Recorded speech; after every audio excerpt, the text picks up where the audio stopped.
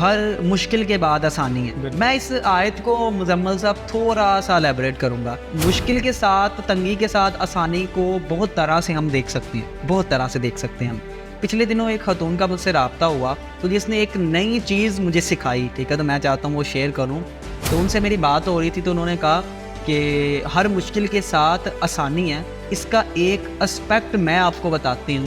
کچھ دن پہلے میرے چند کام رکے ہوئے تھے جن کا ڈر تھا مجھے کہ یار یہ کام نہیں ہوں گے نا تو بڑا نقصان ہو جائے گا. میں بڑی پریشان تھی.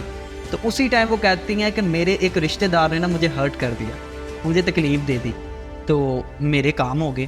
میں بڑا حیران ہوا کہ کسی نے آپ کو ہرٹ کیا ہے، آپ کے کام کیسے ہو گئے؟ تو وہ کہتی ہیں کہ میں نے دیکھا ہے اگر میرا کوئی دل دکھا دیتا ہے نا تو میرے وہ رکے ہوئے کام ہو جاتے ہیں. وہ کہتی میں سمجھتی ہوں کہ اللہ انسان کے دکھ کا مداوع کر دیتا ہے.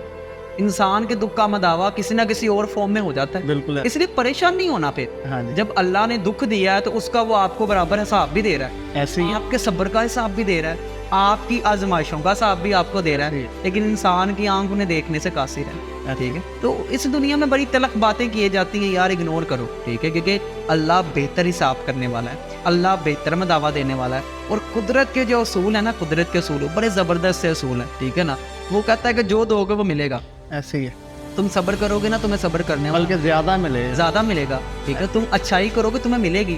لیکن انسان بڑا بے صبر ہے. وہ کہتا ہے کدوں نہیں ملے گا، ضرور ملے گا. ٹھیک ہے نا. اور جب آپ کو ملے گا نا آپ ہی سوچو گے یار میں نے ایسا کام تو کچھ نہیں کیا جو مجھے مل گیا. لیکن یہ آپ کی اس نیکی، اس صبر، اس سسکی کا مداوع ہوگا جو آپ نے چپ کر کے اپنے خدا کا یہ سہ لی.